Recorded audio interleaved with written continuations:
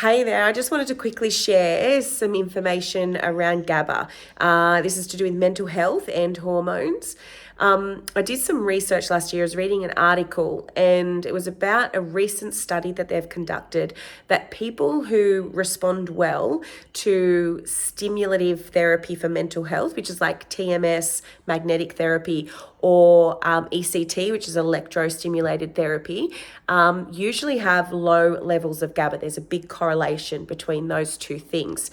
So just to be mindful, a lot of doctors will prescribe you SSRIs, which is all about fixing your serotonin levels, which isn't always the case. It's not always that you have low serotonin levels. There's lots of neurotransmitters in your brain. That's just one of the things that could be going awry if you're having mental health issues.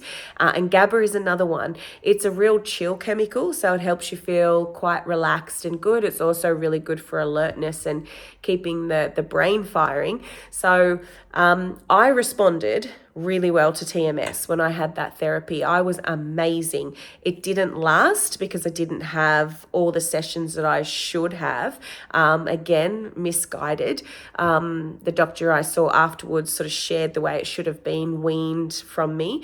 But anyway, I had great results, and I read this article and I thought, okay, well, that's me. So you can actually buy GABA, but the research I've done, and this isn't going to be something that everyone agrees with because there's research for everything, is that you're best off having the precursors to GABA, the things that help your body make GABA, because of the blood-brain barrier issue. So there's, obviously naturally to protect the brain, not anything and everything can travel up there. And GABA is one of those things that is usually can't get through the blood-brain barrier. So you're better off having the precursors, in my humble opinion.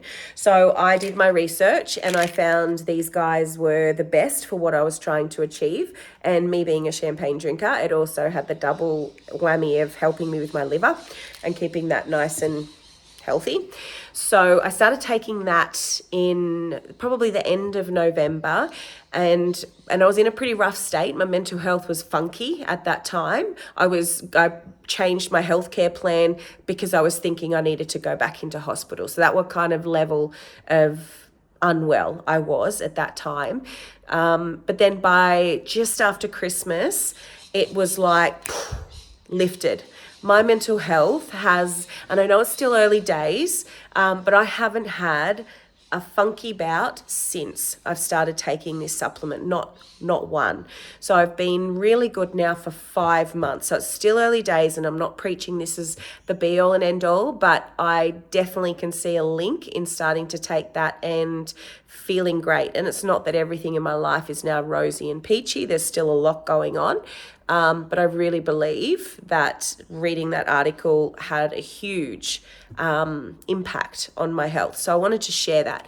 And another important thing about GABA to bear in mind is how closely linked to progesterone it is. So progesterone has like metabolites once it's sort of your body's using it. And one of the metabolites from progesterone is an agonist for GABA. So essentially, if you have higher levels of progesterone, it increases your GABA. That's all you really need to know. Good progesterone, good GABA.